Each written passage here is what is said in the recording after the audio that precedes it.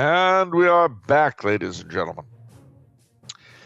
Now, as I implied in our last session, the Coronation Rite tells us a lot about Catholic governance and the Catholic doctrines of governance. But we need, I think, to look a little bit at what they were, because they had a tremendous effect on the way the Coronation Rite was shaped. And then we'll talk a bit more about the rite itself, of course. To begin with, the Catholic monarchy, before the so-called age of absolutism in the Middle Ages and so forth. I say so-called because, of course, today we have much more absolute governments than ever they dreamt of under Henry VIII or Louis XIV.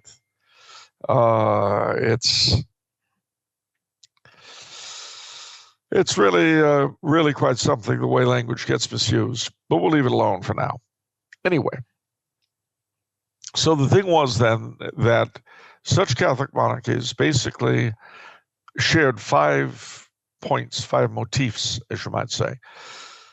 Bear in mind that after the fall of Charlemagne's empire, Europe came under what was called feudalism, when for a very long time, although there were kingdoms, there were monarchies, there were a great number. Each of these was made up of a great number of almost independent duchies and baronies and so forth, marquisates, as well as cities that were virtually independent, being run first by their bishops and then very often by local patricians and the guilds and so forth, varied wildly from city to city. But at any rate, this vast collection of local liberties in each country were what the king was called to preside over.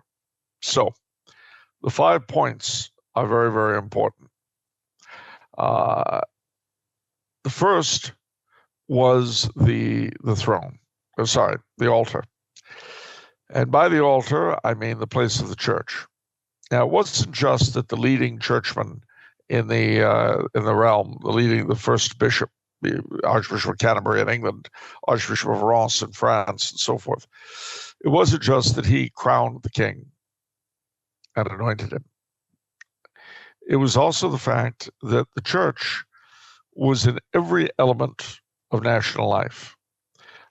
Town councils would have the town church. They'd have at least a mass once a year.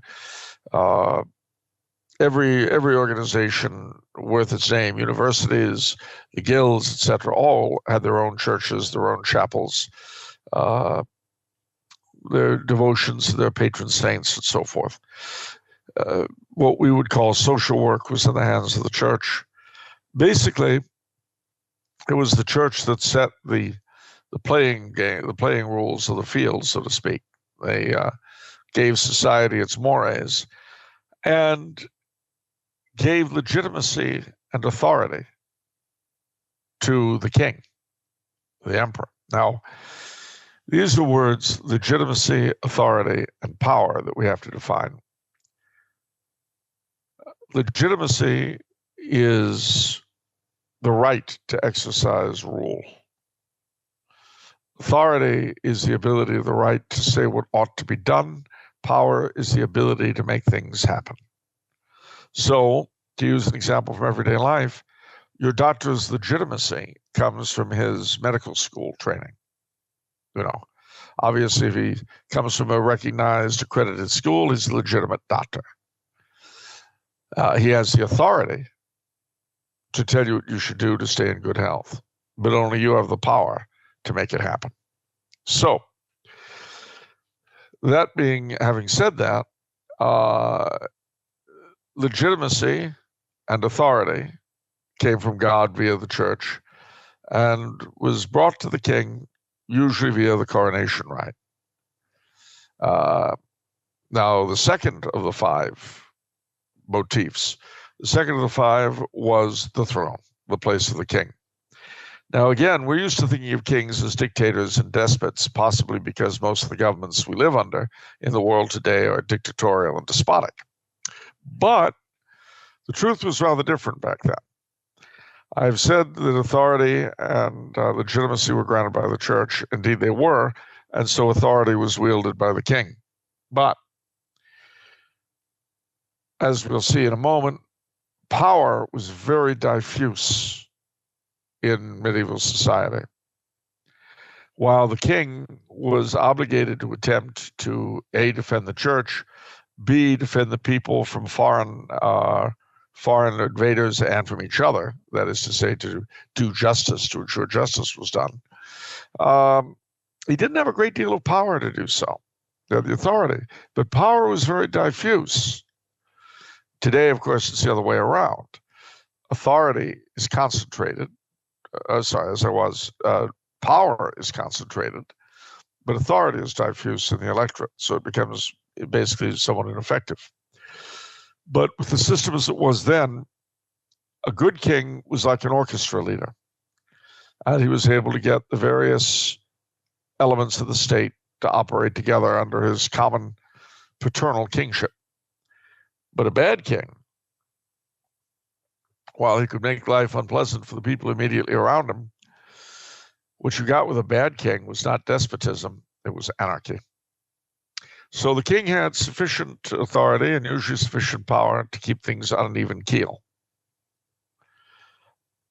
But the third element of society was what they would have called local liberties, provincial rights, what we would call subsidiarity.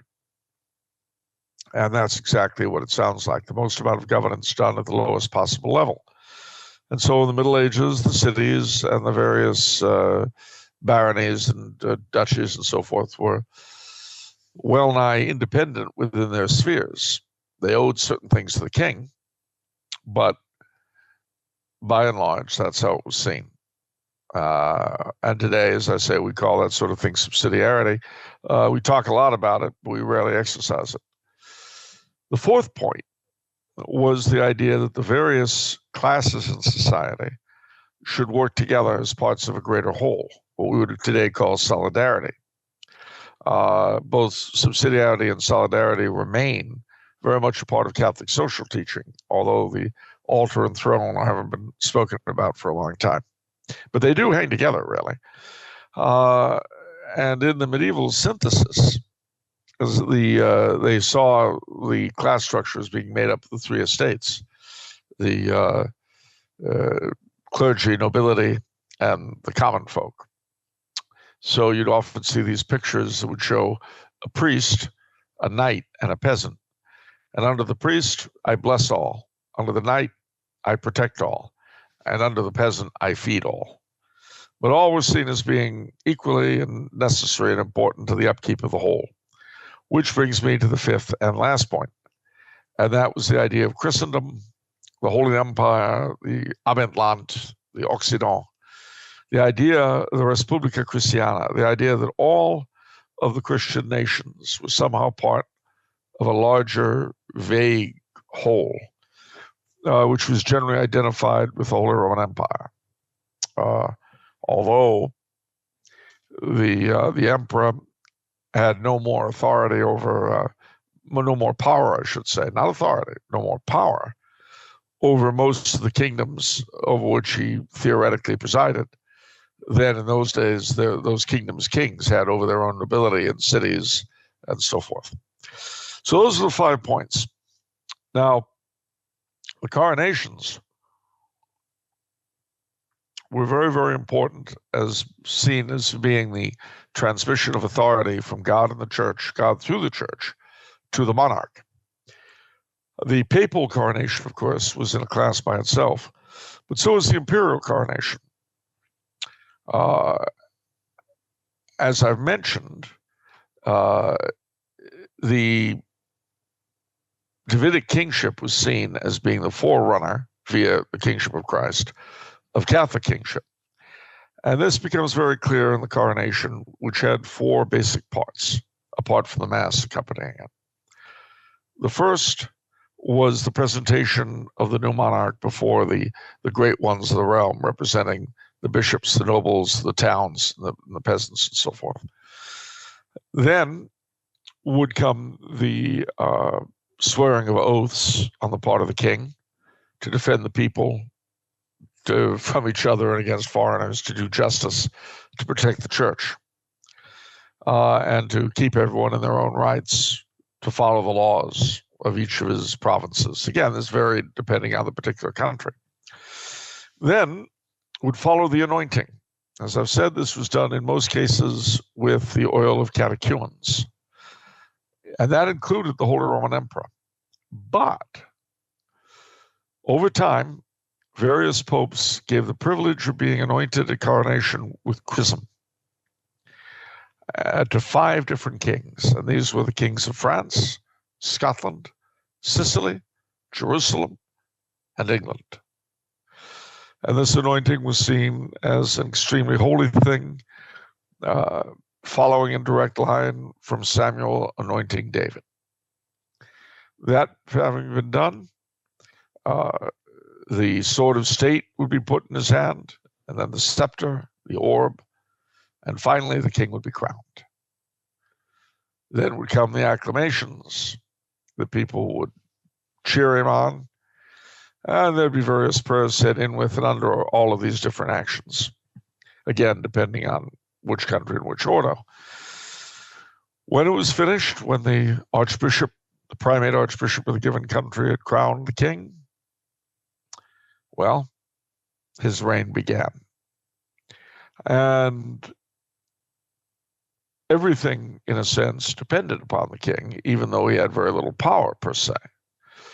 And yet, a lot of the concepts of that period have found their way into the modern day.